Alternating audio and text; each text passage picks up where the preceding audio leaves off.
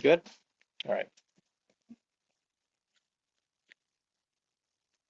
All right. Good evening, everyone. I'm going to gavel in the July 24, 2024 meeting of the Tampa Heights Civic Association. This is our monthly general meeting. And for those of you who have missed the memo, we meet every month, the fourth Wednesday of the month, except I guess December, maybe November. For now, anyway, fourth Wednesday of every month. And if you have a hard time remembering that, we're making a much greater effort of late to get notices out to you by every social media avenue available. And we've gone analog with yard signs. And actually, we have a couple of extra yard signs back there. If anybody would like to take a yard sign and maybe post it next month in advance of the meeting, we'd appreciate it. There are two signs and two stakes, I believe, although not both signs are on stakes, but in any event, they're back there. I'm Rick Fernandez. I'm president of the association, and I welcome you. I see some new faces. Always nice to see new folks in the crowd. Before we get into the meat of our presentations tonight, just a moment for protocol. We have the folks in the room, obviously, and you should be able to hear me okay. I project pretty loudly. I think they can hear me out on the street. We don't have a mic operational right now. So if you're up here on the podium and you're speaking to the group, please do your best to keep your voice elevated. That's for the folks here. We also have a virtual audience. I have no idea how many people, but we sometimes have one, sometimes have 20 or more. And for them, as fortunes would have it, we have a Zoom mic, which is sitting here. So when you're speaking to the group, please remember that you're speaking to more than one audience. And again, keep your voice up and elevated so they can hear you as well. Appreciate it. And if you forget, I'll remind you. If there are questions from the audience, as there tend to be, we would ask the speakers, the presenters, to please repeat the question so the folks back home or wherever they happen to be on Zoom can hear what's going on here in the room. It's very frustrating if you're at the house and you can't hear the question. You might hear the answer and have absolutely no clue what they're talking about. So please try to remember to do that. Quick announcements. For those of you who've been keeping track of the Robles Park Village rezoning and development project, there is a rezoning hearing which is scheduled tomorrow evening beginning at 5 o'clock. That's a general begin time. I don't know what time the rezoning issue specifically as to Robles Park is scheduled. I don't think it has a time certain. Gwen, do you know? I don't believe it does. So if you're interested in appearing to speak, or you just want to watch it virtually, might just have to sign on at 5 o'clock and wait until it comes up.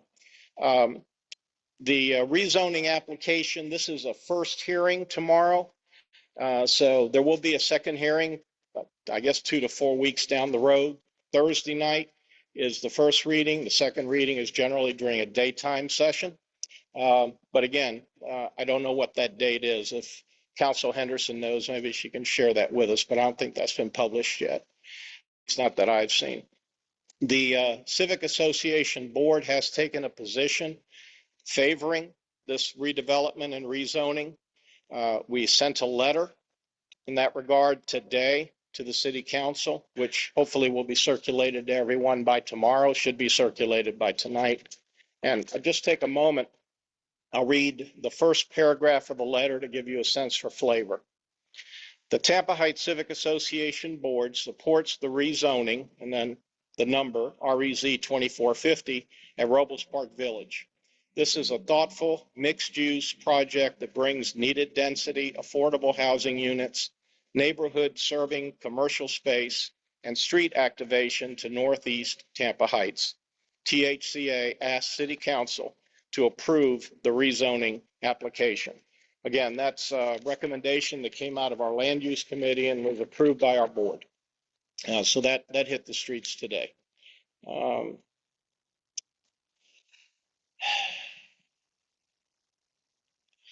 A quick summary on what to expect tonight. We have Gena Torres with us. She's seated right back there, waving at everybody in the cream color shirt. Gena is the Assistant Director of the Transportation Planning Organization.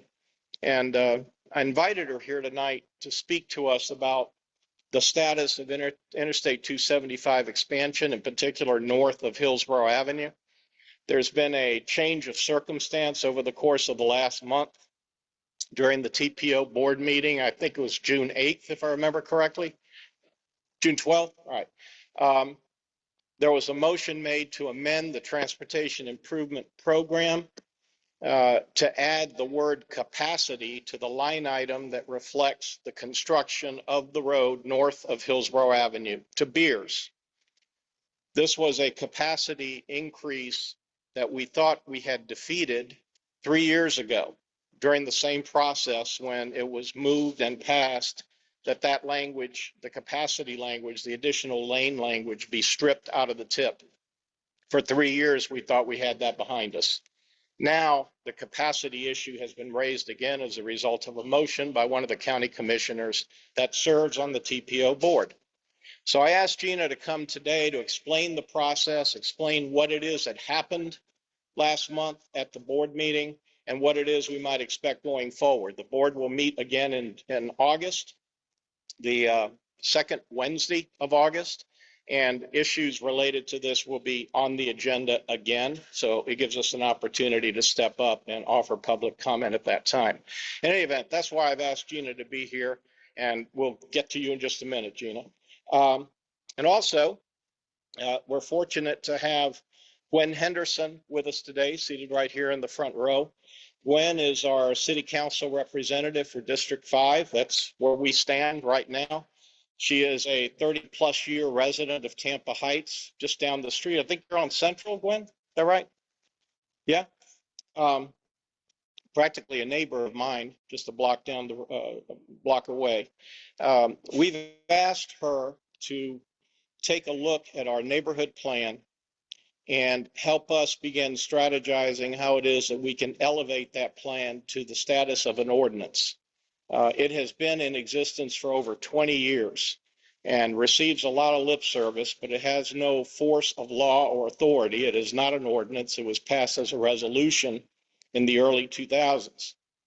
So we want to go through the process of evaluating that plan again.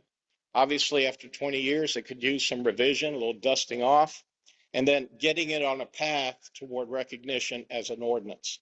And we're hoping to engage Council Henderson in that process to help represent us in that process as our city council rep. That said, Gena, if you'd be so kind. Here, I'm staying here, but I'm on camera. Yeah, you're on camera here, or okay. You can move it, I guess. No, it's fine. Hi. I would like to give you a little more background than from after, what Rick had said. He used a couple acronyms, and I just want to tell you a little bit more about what we do. I think that might help. So I am Gena Torres, and the Assistant Director of the TPO, with the Transportation Planning Organization. I have to say, I do love this community. I love talking to you guys. I love coming here. You are often saying the things that I am not allowed to say or shouldn't say. So I'm cheering, from you a lot of the time in the background, like, yes, I give it to them, So I really do appreciate you guys have been so influential in what we're seeing out here. I mean, we don't get everything we want, but you really have been effective in changing some of the things that the DOT were doing. But so at the Transportation Planning Organization, you might have heard of MPO or TPO, that's Metropolitan Planning Organization. We changed our name because it made more sense to say we do the same thing, it's transportation planning. But we look out over long range, 20 years, we don't build anything, but we hold the purse strings for federal and state funding that come here for transportation, and we develop this long range transportation plan. It looks out over 50 years. And in that long range plan, it's very high level, but we identify like buckets of types of funding of projects we want to see. So we'll have things in there for good repair, which means road resurfacing projects or bridge repair or keeping the buses functioning and in better repair. We replace buses that have like outlived their time. We also list projects for what we call Vision Zero, which are safety projects. So in our long range plan, we have buckets of funding for sidewalks or complete street redesigns, things that will mostly for non-motorized people walking, cycling. So we definitely identify a lot of safety projects in our long range plan. We have things for what we call smart cities, which is signal coordination. So there's a lot of different types of projects listed in our long range plan. One huge category in the long range plan, because it's so far looking forward, we don't list specific projects for the things that I just mentioned, like trail projects, because it's 50 years out, so we're not exactly sure. We don't want to say that we're going to fund something, this sidewalk to, from here to here. But what we do in that long range plan is say, if we have this amount of money over the next 20 years, we could reduce crashes by 35% if we put that money towards safety. If we put money towards resurfacing, we could resurface our roads every 20 years instead of every 50 on average. So our long range plan kind of does this performance. We evaluate the performance of our decisions about what goes into that long range plan. It's kind of nebulous, but hopefully you might have filled out a survey because we're about through and getting this next one adopted. But the transportation improvement program that Rick mentioned, the TIP, this is but very much more specific and very more accurate. It's like the first 5 years of that long range plan. Now, I said we didn't build anything. So what we do is we'll receive requests from the county or the cities. DOT has a different pot of money, but those requests come into feed into our transportation improvement program. So that's how those projects start moving in. And if they qualify, if they're for good repair, we analyze those to make sure that they make sense and things that we need. So what happens is in every June, we adopt this transportation improvement program. So Rick said on June 12th, that was for the years 2025 through 2029. Those are the projects that we think we're anticipating will get funding and be built. There's existing projects that already have funding and they're underway. So they'll sometimes at that meeting we'll get additional funding that move it into construction, but those projects really are already kind of set in stone. But I wanted to mention a couple that are positive for this community too, that got additional funding to continue. This is not new projects, but ones that were already funded, like Hart bus replacement repairs, safety projects on Florida Avenue. It's a little further north on Idlewild. The ramp, the major project like the ramp to I-4, which we might not have supported, but that one also was already being funded and they moved more funding into it to kind of complete it. But the piece of the transportation improvement program that's usually of the most interest, and that's what really gets debated at these hearings, are the candidate projects for new funding. And we get a whole lot of requests from our agencies, and there's a long list of projects, 115, I think, to be exact, or 13. So we, our agency, our staff, we look at those requests that we get from all of the agencies, and we say, okay, that one looks like it fits here under Vision Zero. This one fits under, smart cities, and we start funding or listing projects that are great candidates to get money. Things that we were requested that you might be interested in, there was a lot all around unincorporated county, because this is a countywide document and agency, but bus replacements for state of good repair. We had funds towards the heavy maintenance facilities and repaving projects. Vision Zero had the Tampa Heights mobility plan was pretty high up on the list of projects that we think that will move into funding. There was a new signal at Columbus and Rome. There's Ybor signal replacements. I know that's outside of where you live, but you get the idea of the kinds of projects that were being requested for funding. Real choices when not driving. We have the 7th Avenue from Ola to Nuccio Boulevard, the bike boulevard. Tico streetcar extension was in there for funding. The Bright Line station multimodal connections. These are some things that are going to affect us here in the city. And then there were some major projects. So again, these major projects they cost a lot more money, and it includes fixed guideway transit, not the regular transit, but transit that would be in its own right of way, whether it's rail or bus rapid transit, where it's in its own lane. That's considered a major project, as are widenings and interchange. So those projects, the Tampa Arterial BRT, that was listed in there, as is the I-275 Greenway. There's just a long list. Hart has electric bus infrastructure. I mentioned the Lithium Pinecrest widening is a project that county has wanted forever, but the cost benefit of that is it's unlikely to get funded. But this is just the kind of examples of the requests that we got to put in there. Well, one of the other requests on that list to be a candidate project was the I-275 Hillsborough Avenue to Bear. It's listed in the candidate for funding, Hillsborough to Bears, listed as operational, and operational and safety improvements, where noise walls and off the interchange would be safety improvements so that people, whether they're walking across the, off ramp or whatever, that was how the project was listed for funding, as Rick mentioned.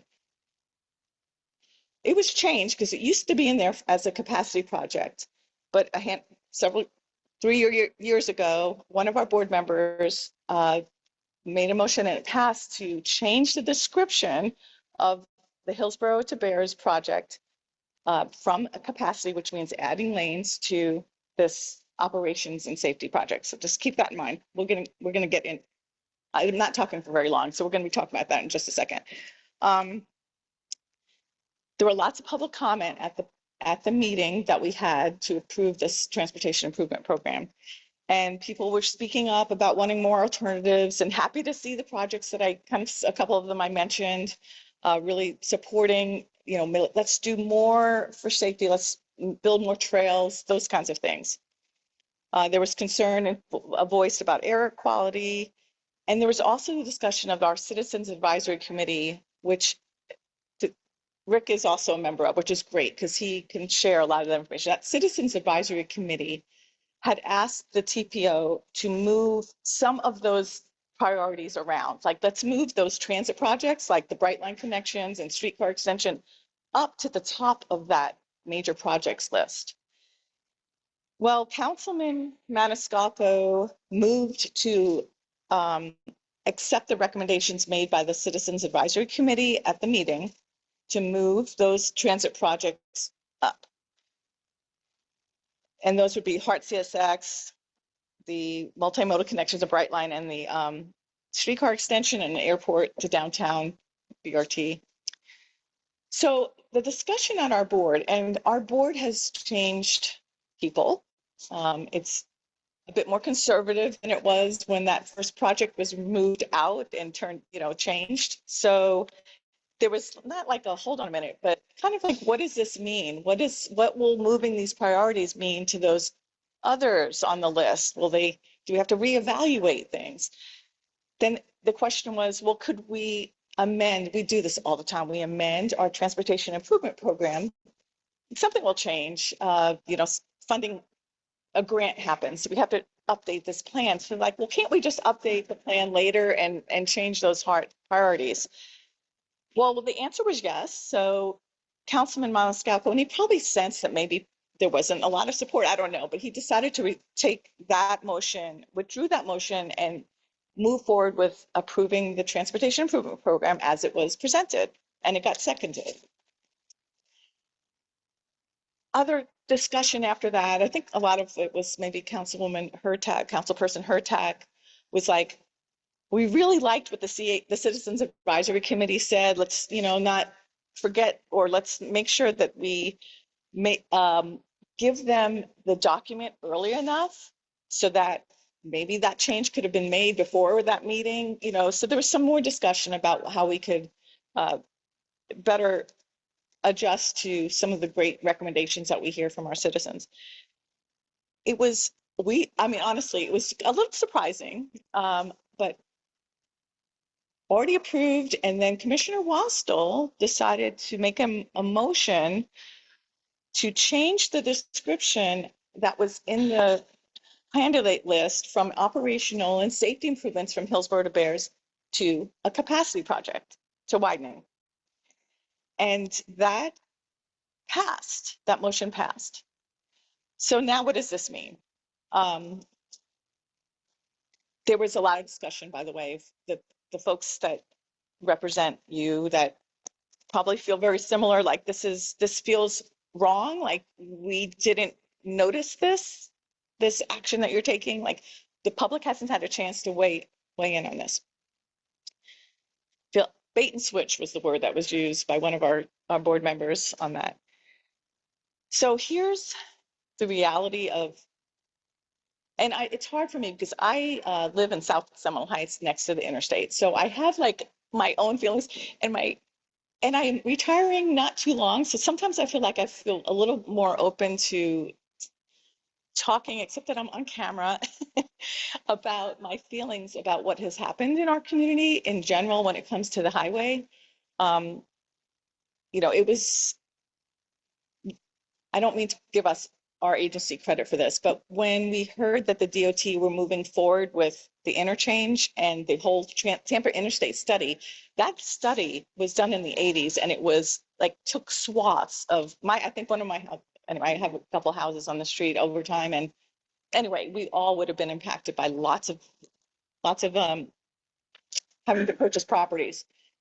And they were going to just move forward with that until we were like, I think the public, our director at the time was like, DOT, let us do some outreach. And that's when you all and Seminole Heights and others really kind of stopped things.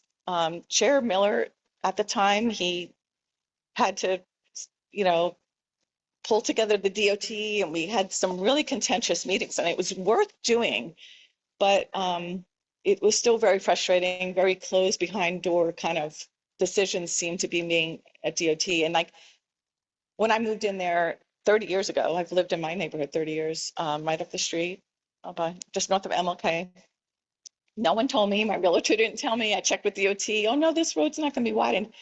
But wasn't it kind of odd to see when they were hardening the shoulders that all of a sudden, if you do drive north on 275, there's lanes there, they're just striped not to be driven on yet. Like the lanes that they are adding are already there, but they're not open to the public, to driving. So what I learned, there's a couple of things. I'm not saying that there's nothing that can be done. Here's a couple of things that could be done, and then I'll share a little bit of the frustration as why that would be so hard to move forward. In August, any of the board members can make a motion to reconsider, the motion to change the description of that piece of roadway. It would have to pass by 2/3 of a vote of the board, which is going to be challenging because of the makeup of our board currently. There's one other challenge that the DOT has this point of no return in their projects. And I got a little bit more clarity on what that means. It seems like a fallback to say, well, sorry, we've already gone to preliminary engineering and there's no turning back now. We can move forward even, no matter what you say. And there is a state statute that says that this point of no return is when they're in the design stage of preliminary engineering, and it can't be removed from the schedule. And according to DOT, there's when location and design concept acceptance, this is a letter that is issued, that is really says that's the point of no return. Well, in 2019, that project was there in our transportation improvement program. It's in our long range transportation plan and in the TIP. And when it was changed to operation, it was already still in there, and there was already funding for it, for the widening. So it was changed, and the DOT said, even though they had that letter, they could have, this is what they told me, and I believe it's true, that they could have just moved forward and not over the last 3 years and just done it anyway. But that they said they paused, and I have a feeling, this is just my conjecture, that they paused because they didn't want to have to deal with, they were already had the TB Next, people were in an uproar and they were embarrassed probably, or whatever it was, about having to deal with this issue, that they decided not to go forward with actually, officially widening and restriping the roads that already is there as a lane that people could drive on. So that's my conjecture. But so basically in August, there could be a motion to reconsider by one of our board members.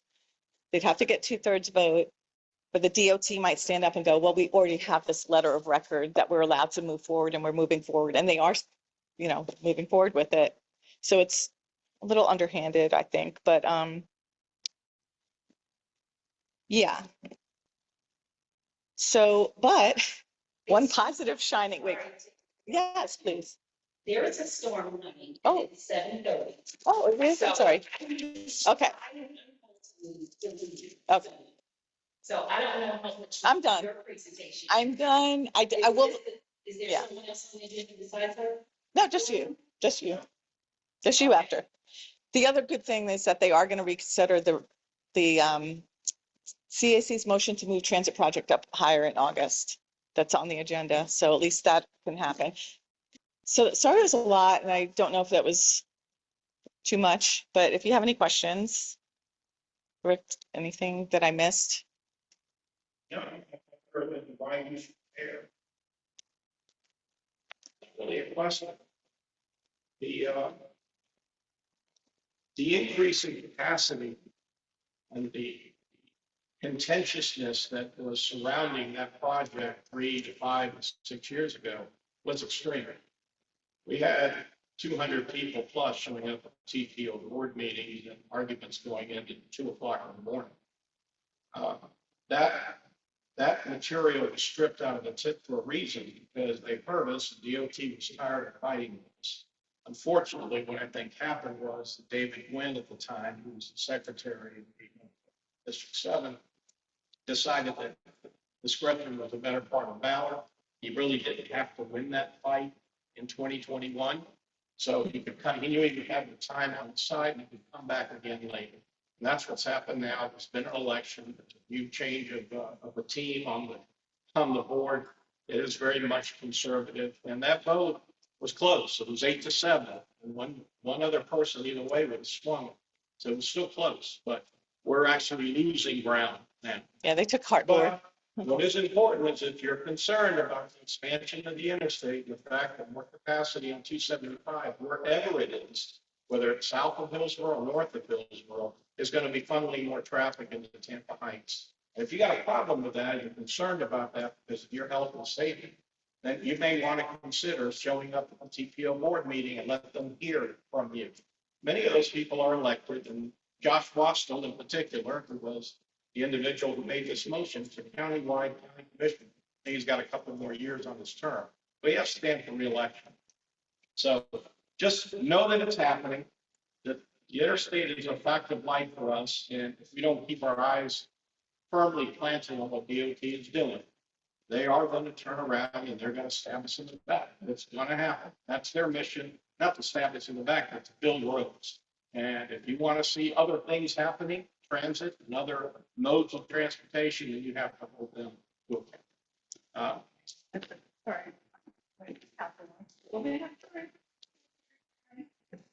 Leanne, you want to go ahead and introduce this?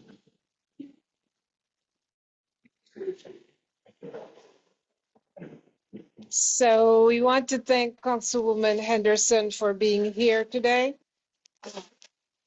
In September of last year, for several years before that, we were working on creating the Tampa Heights Overlay District.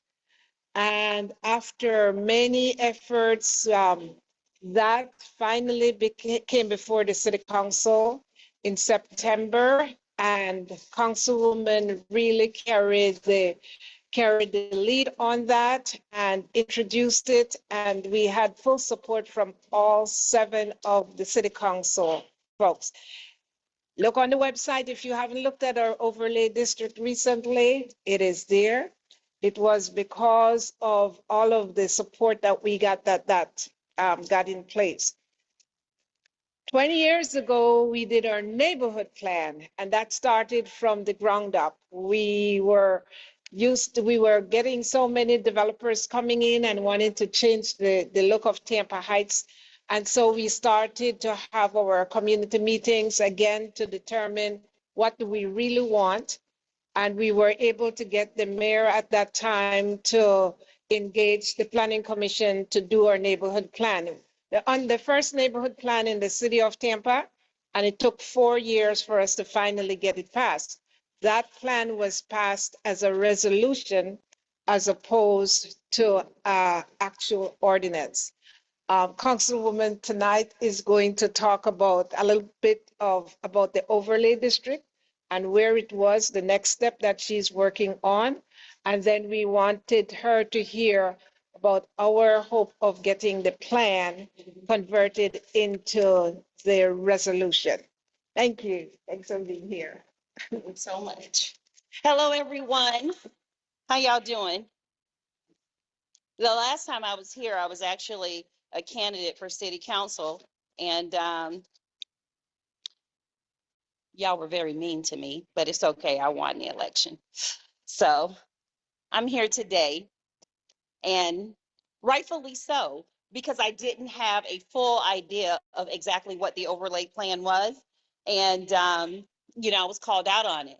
And I said at that time that, you know, given the opportunity, I will figure it out. I will find out exactly what it is. And I did. And so as a member of Tampa City Council, of course, you know, it takes 4 votes to do anything. I was happy to move the motion for the overlay plan that you all have worked so hard on. So really, congratulations to you. You had to do it from scratch on your own, and something that Seminole Heights already had in place, but you all worked diligently. It happened and it was unanimous. And I was happy to be a part of that decision. Since that time, in talking with the city attorneys and understanding, you know, what would it take to move this from a resolution to an ordinance. And so in speaking with city attorneys, the city attorney for city council, he had to do some digging himself in order for us to codify and incorporate the Tampa Heights design standards into chapter 27 of the city code.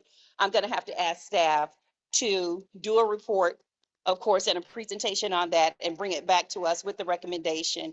And I plan on doing that this week and having it come back on August 22nd so that we can expedite that part of the process and add it to the July cycle of amendments. Otherwise, you know, it's going to take, I don't know, I'm having a hard time breathing today, so please excuse me. I don't know what it is. I think it's the weather. My asthma is acting up. But it literally is up to you all what it is that you want. And so for me, as a council member, it just takes an opportunity for you to share it. All 7 members of council.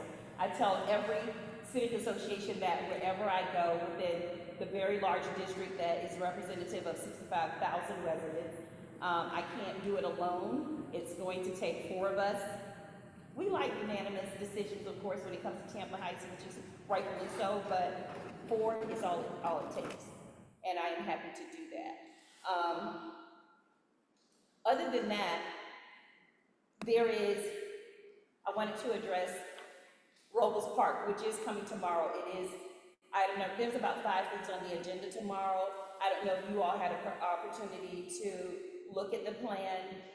Like I told the developers of Robles Park, I do not like sharing my vote in advance of the vote, but first reading is coming tomorrow. Their presentation is going to come to council tomorrow, and they've already had a lot of community engagement. So I'm excited to hear, you know, what they have to say formally and publicly. There's also another opportunity. We have a very, very good grant, and it's going to be dealing with the interstate corridor, and our mobility department is responsible for administering that grant, and he has made Tampa Heights a priority. So that is going to be left up to the community members to decide exactly what it is that you all want. And then the priority can be put in place for us to address those needs along the interstate corridor. Other than that, it's not even water, Ms. Lena, it's not. It's something else.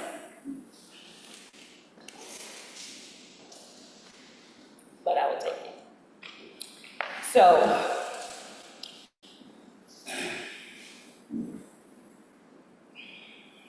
the design standards, as well as the neighborhood plan are not necessarily one and the same, so I know that you all are going to have to take a look at that as well. We can set aside some time to meet formally. I will find some time in my calendar once you all have taken a look at it, so that we can come together again to make sure that it is exactly the way that it needs to be done prior to August, prior to it becoming an actual ordinance. And I don't know who's a part, if that's necessarily a committee within the Civic Association, or if that's just a few individuals, or if you all make that decision collectively. But we definitely want to get it right so that we can have an opportunity not to have to go back and revisit it once it becomes finalized. Other than that, that's all I really have to say. If you have, I'll take a couple of questions from you all. And I will go about my day. I am not feeling well. It's been happening for the past 2 days, so I don't know if it's just the heat or whatever it is, but I will take a few questions from you and call it a day. Any questions? Council? Anything online, Jason? But thank you all so much for coming out. The weather is not raining yet. I have anxiety about that, so I want to get in the house before it actually starts storming. One of the things that I will tell you is that my office is very accessible. I think Ms. Lena Young can be a testament to that. You can reach out to me at any time. Darlene may get the message, but I read them as well. I read emails, and I put things in motion, not necessarily where I have to come out and see you individually. It is very hard to do that. Believe it or not, I receive about 300 emails a day. And so, and lots of calls and community service requests being filled out online. So there's a lot of different, moving parts that's happening. My schedule literally is, if you ask to see me today, that can actually take place mid-September. I think scheduling September 16th.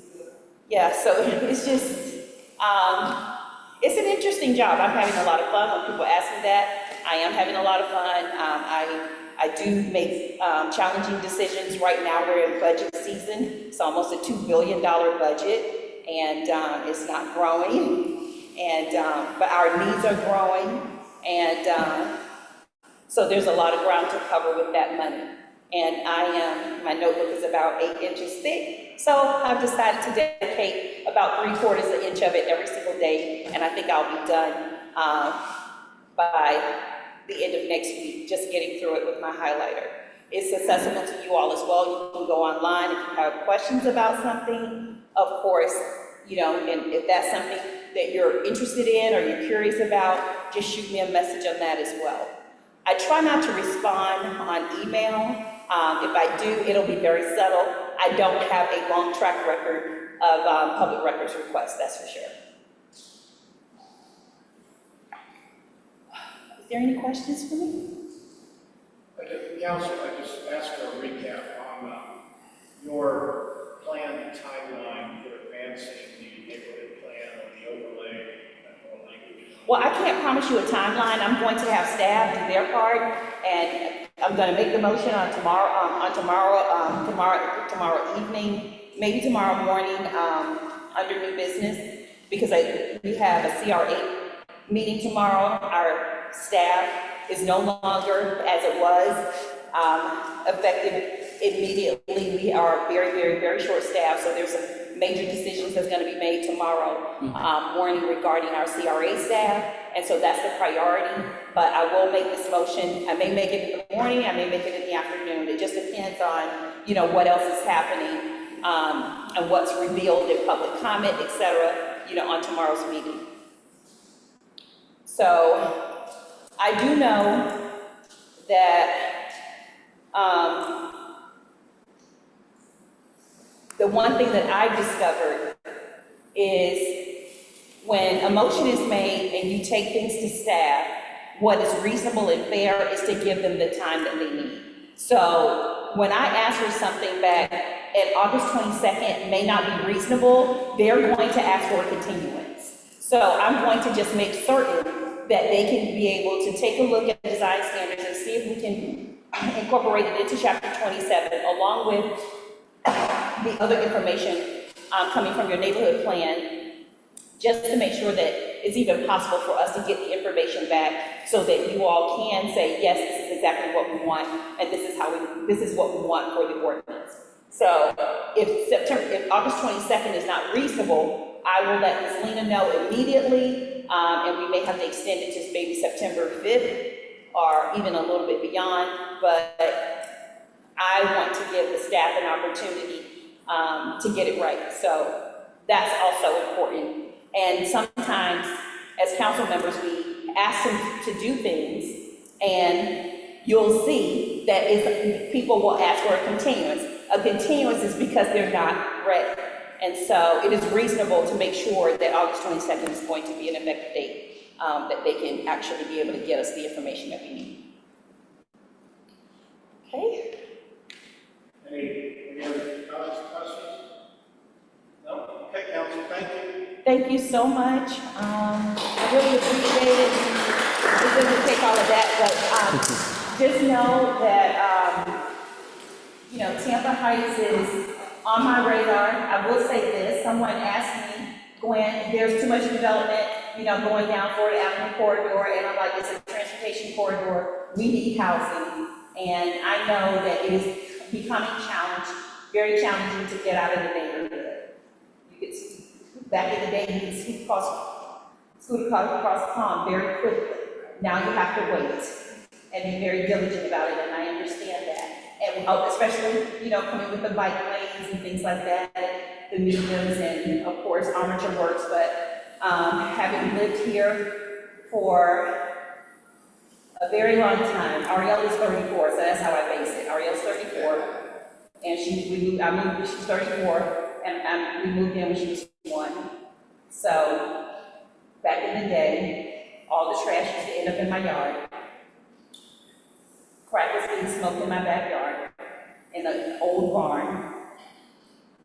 But I believed in Tampa Heights then, like I believe in it now. It is a great place to live. I am very proud to be a Tampa Heights resident, and I want what's best for our community, and I know that I want you to know that that is important to me. So, I'm accessible. You can actually knock on my door, and I appreciate it. I have spent, someone said to me, where have you been? And I said, well, it's just kind of like in my sorority. So I spent the last 6 years taking care of my mother. She lived with me in my living room. That was her hospital room, and it was an honor and a privilege to do that. And now that she's gone, I do have a little bit more time to dedicate to the community by starting a business, of course, in my community. I turned in my retirement papers on Monday, so maybe you will see me a little bit more. So thank you so much. Great, thank you. Feel better. Just a couple comments to close the meeting. We did have a third speaker scheduled for tonight. However, he had to cancel due to a conflict.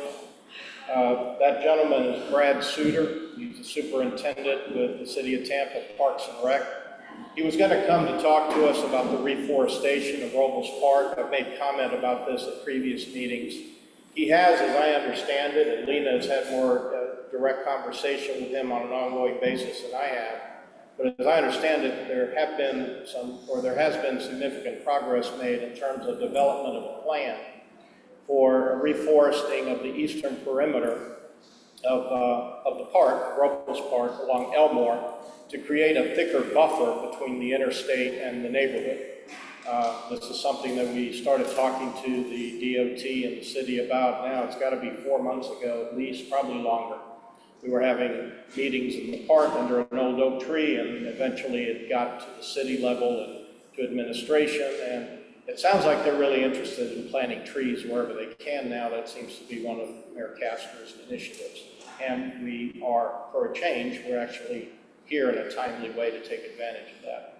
So I've already extended the invitation to Brad to come in August to do what I had hoped he would do today.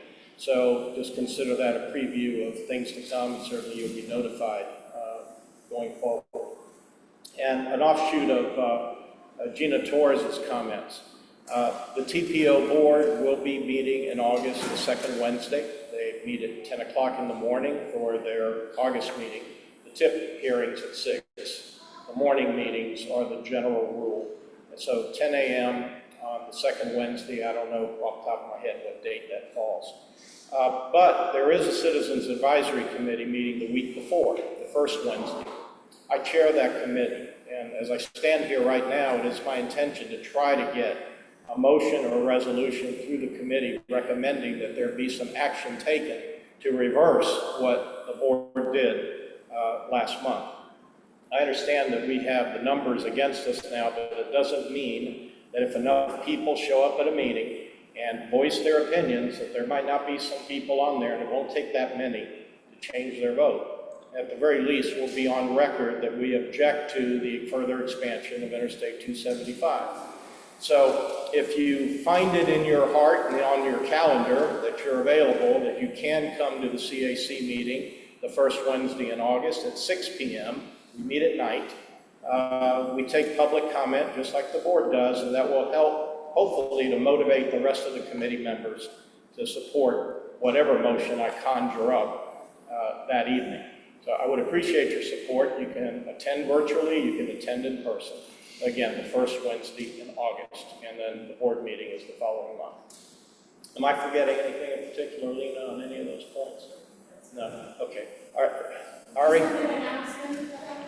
About the board meeting in the CAC? Yeah, I will. I'll ask Teddy, our secretary, to send, our corresponding secretary, to put out a notice as to those dates. And I expect that there's going to be a fair amount of mobilization coming out of the Seminole Heights neighborhoods, because they are really under the gun on this, even more so than we are directly. And I see Andrew Warren walking in the door. Hello, Andrew. And so it's possible. I don't know that we'll wind up with the volume of people at meetings like we did back 4 or 5 years ago. But I think this is an issue that could generate the kind of passion again that we saw then. And who knows? We might be able to motivate some change, even with this board. That said, that's all the meeting activity we have. Andrew, are you here just because you wanted to get out of the rain, or did you want to say something to us? Stop rain. Okay, well, does that mean you're going back out, or would you like to introduce yourself? Sure. Come on up.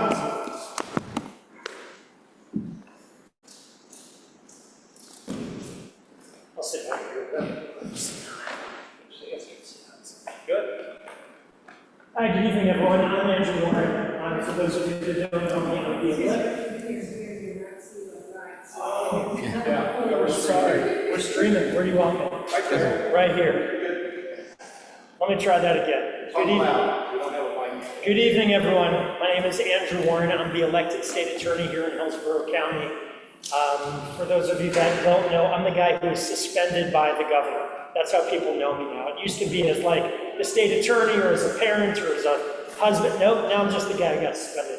But I wanted to come out and just say hi.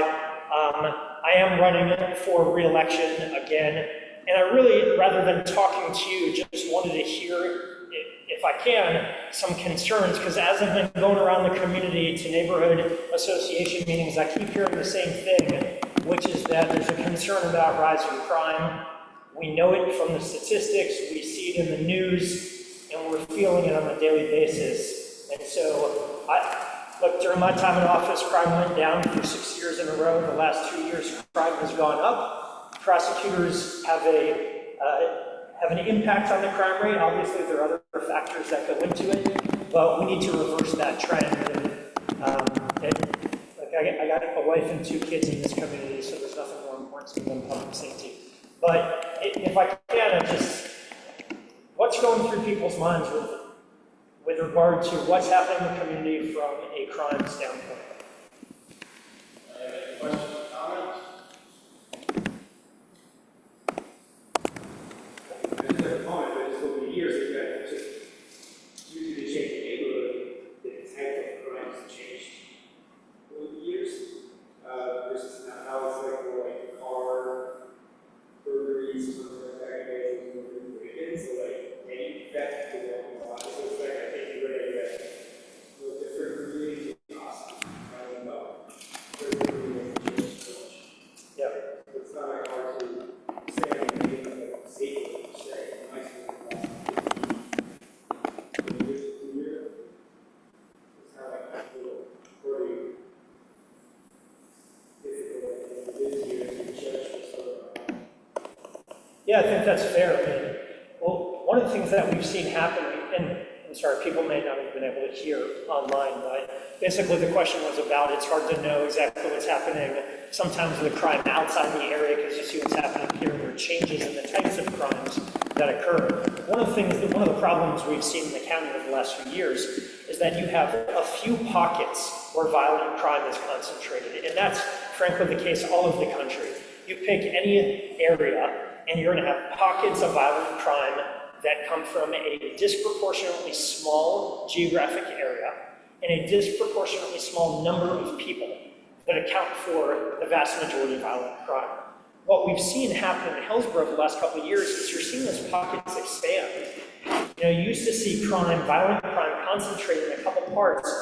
We're seeing shootings now, Tampa Palms, New Tampa, Wesley, places that have largely been totally immune from violent crime and shootings, and you're seeing that spread out a little bit. That's a concern that we've heard from a lot of citizens.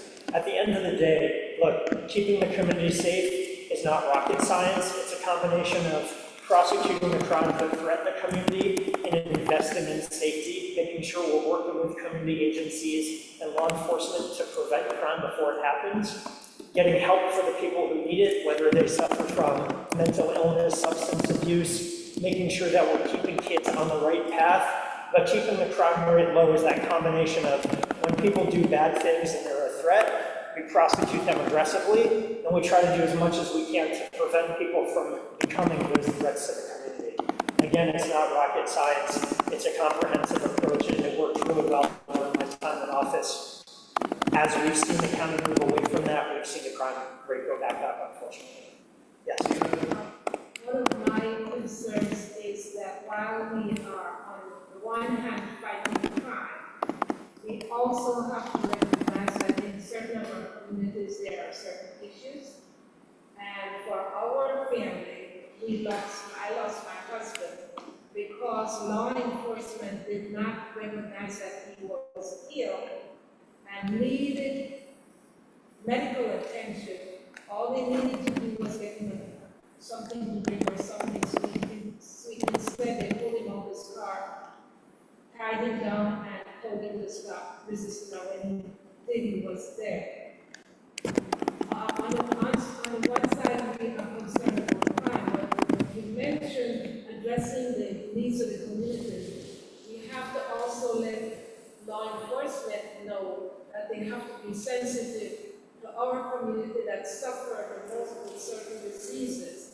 Therefore, they have to recognize or be trained to recognize when there is something else going on besides just assuming that a person is drunk or under drugs if they have an accident. Yeah, I'm so sorry to hear that, and nothing that I can say is going to make that situation right. And obviously, if I could do anything to go back in time and fix that, I would. I'll tell you that I do think our law enforcement here has done a good job of moving in that direction, of embracing the problem of mental health. And now they have they're training all the officers on mental health. It's something that started when I was in office. And again, the sheriff and I had a good relationship about this, and we're of the same vision of we need to make sure that we don't treat every problem in the criminal justice system with a hammer of, right, you're a bad person, lock them up and throw them, because that's not the reality. And so law enforcement needs to continue training new officers on mental health response. They partner with outside agencies so that when there's a call for help, now 911, it's not just, do you need fire, medical, police? Is there a mental health issue going on, so that law enforcement is aware before they even get to the scene, so that they can respond appropriately.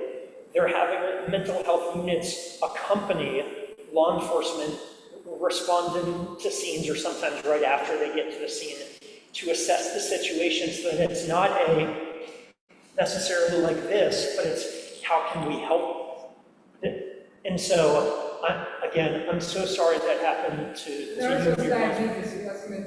It wasn't even mental health, so totally different scenario. But again, it's an example of the fact that people think of prosecutors as our only job is to. Prosecution is one piece of the mission of criminal justice, which is about public safety.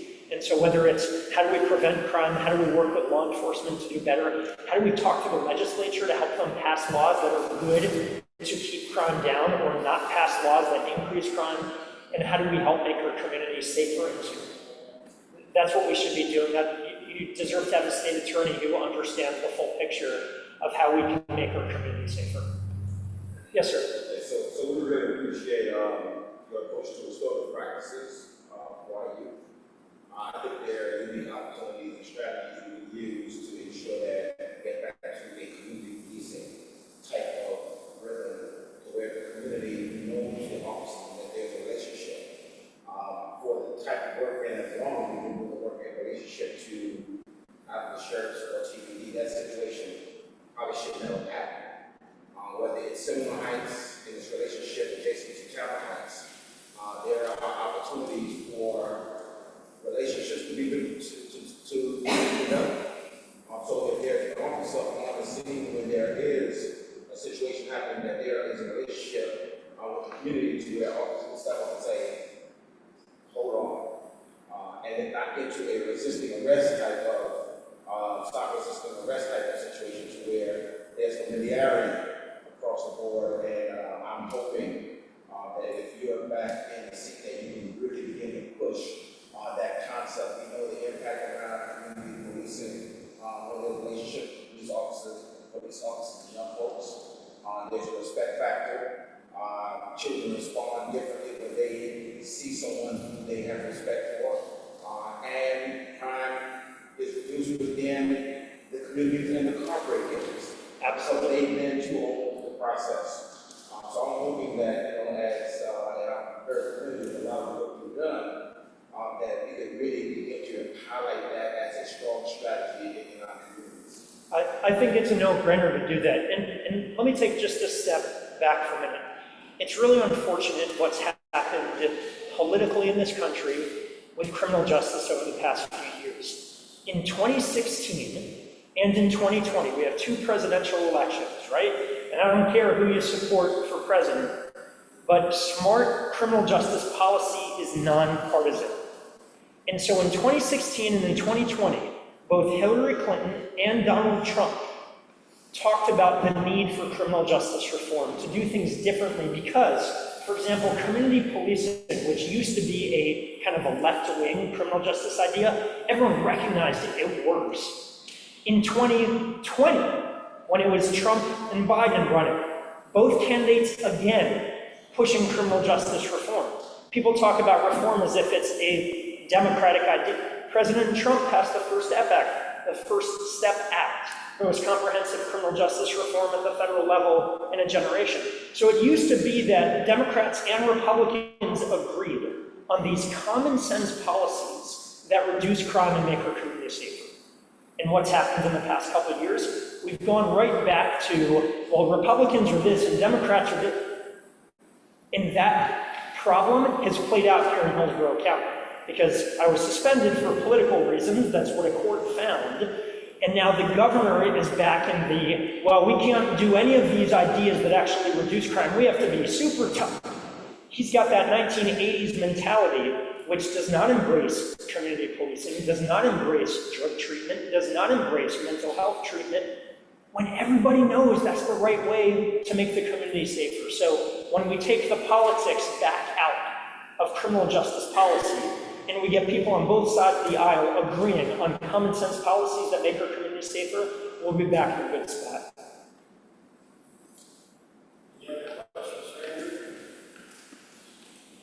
Thank you so much. Last couple words. Oh, sorry. I do have a question. Yeah. I was at, one of the areas of focus is criminal justice, and various leaders in the community were asked about their position on retrial intervention for relatively minor crimes to hopefully help keep people out of the system, which is helpful. And our sheriff did not pledge to support that. And my question to you is do you need his support to do that?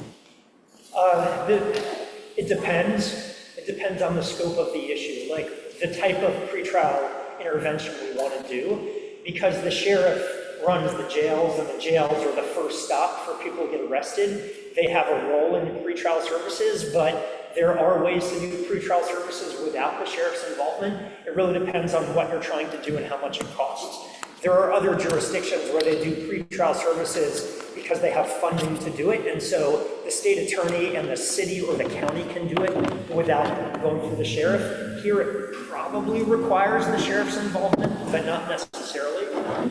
Are you a member of Hope?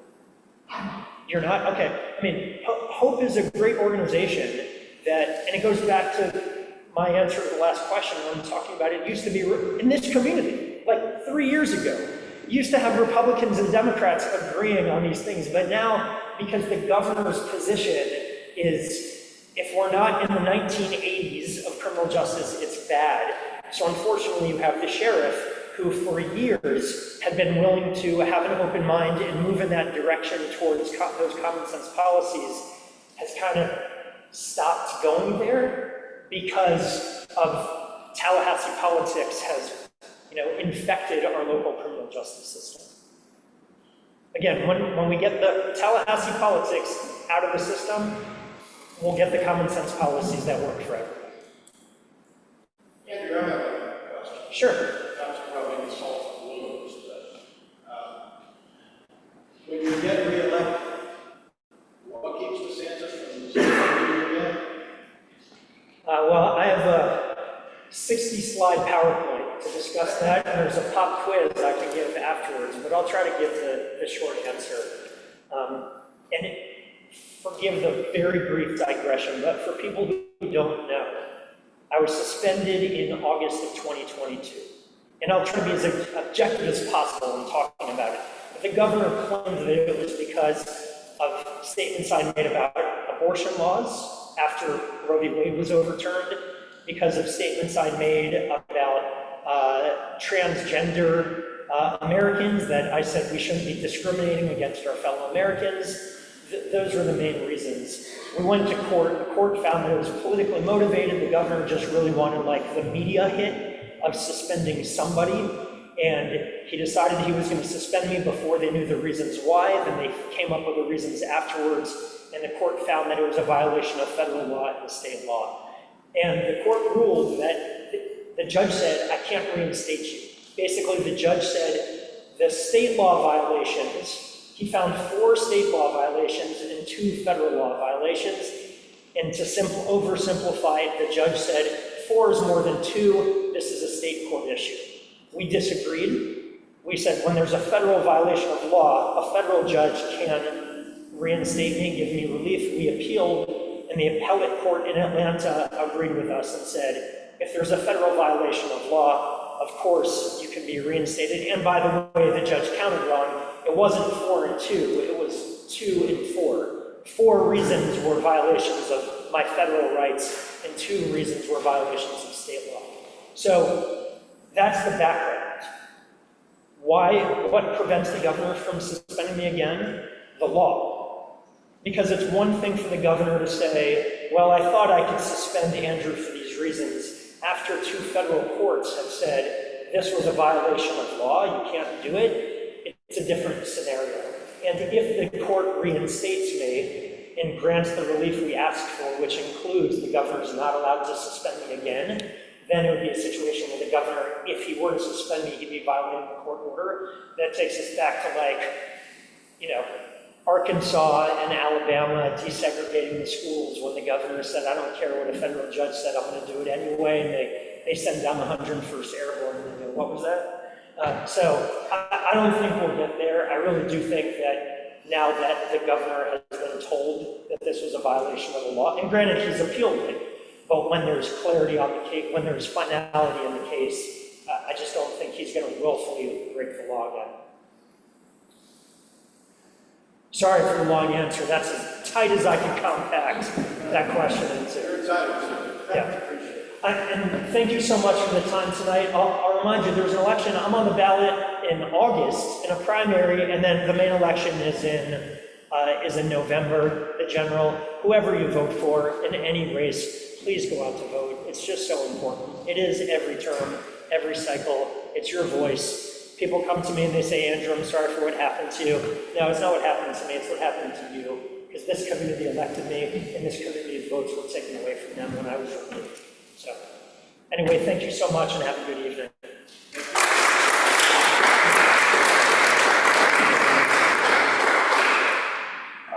And on that note, that ends our business tonight. Remember that mail ballots are already out. I'm not signed up for one, so I haven't received one, but some of you probably have. And early voting here begins on August the 5th, I believe. I'm going to be working the polls. I'll be over at Saunders Library, so I know when it starts, on the 5th. And I guess you'll see Andrew on the ballot there if you decide to go to the library. It's the closest one I know of. Any questions or comments for the good of the order? Roger? Where will the citizen housing, the citizen advisory meeting on the CAC is at the County Center, 501 East Kennedy, and you meet on the 18th floor. 6 p.m. Lena? Was that a hand up? I'm sorry? Junior Civic Association. Okay. I'm gonna do this real fast. We have the Senior Civic Association, and then we have the Junior Civic Association. Junior Civic Association, we've had our summer program, 8 weeks of summer program. It ends next week, Thursday. We're going to have an end of summer program celebration, and that's going to be here on next Thursday. All the parents and the children are going to showcase all that we have done during the 8 weeks of program. We also have another program called the Garden and Arts Wellness Program. We have 2 sites for that. One is here and one is in Highland Pines. That program is also ending on the 8th. And just that information from the Children's Board that they are funding the Garden Arts Wellness Program again. The Children's Board also funded the summer program. And the Garden Arts and Wellness Program is actually funded for 3 years, and we're finishing the first 8 months, and then we'll start the new year, and that gets funding, provided funding is available, that gets finished in 2026. We also operate the Youth Development Program for the children, and that is funded by the county. We've been funded by the county for that for about 6 years, and we've been just got informed that we are likely going to be funded again for the next year on that. One of the challenges with our programs is, as you know, our children used to be very location-based in Tampa Heights, and now they are all throughout the county. And our program is to get involved with the children from very young and stay with them until they finish high school. So it's now a challenge for us to follow the children. We know where they are because we have a relationship with the school system, and with the parents' permission, we could get their data. So we know that children that were here in 7 schools up until a year and a half or so ago are now in 38 schools throughout the county. How do we follow the children? we are challenged by that. But we are getting funding again, and we have been moving into the schools where the children are and providing more services where they are. That makes it more difficult. Our annual funding with the county is $216,000 for the year. And then also on Sunday, August the 4th, we are sponsoring Sunday dinner fundraiser here, and it's going to be from 2 until 4:30. That's a fundraiser to finish our commercial kitchen, which is at our other facility, which is 3717 North Central Avenue. We have a kitchen. The Gunsmart family had donated $30,000 already for the equipment and so on. We need another $18,000 to finish the installation and purchase some more equipment. So that's going to be our commercial kitchen there. Tampa Heights Community Garden, there are no more plots available right now. You could get on the waiting list if you're interested in a plot at the garden. I hope you visited the garden. We got a beautiful garden. And we have about 75 plots here. So you could go online to do a reservation for a plot. The plots are $60 donation for the year. And with those funds, we continue to improve the garden all the time. There's going to be a garden to table dinner, which is going to be on November the 2nd. Sponsorships are being sought for that, $500, $250, and $100. And finally, there is a volunteer day at the garden on August the 17th. It's going to be a hot, dirty job, but if you like digging in the soil, if you want to help prepare the garden for our fall planting, you're welcome to come out and be a part of that day. We'll start at 9 and get finished by no later than 11 because it gets to be too hot. But it's a good time to just dig in the soil and help to get the garden ready for fall planting. That's it. Okay, we're adjourned. Thank you.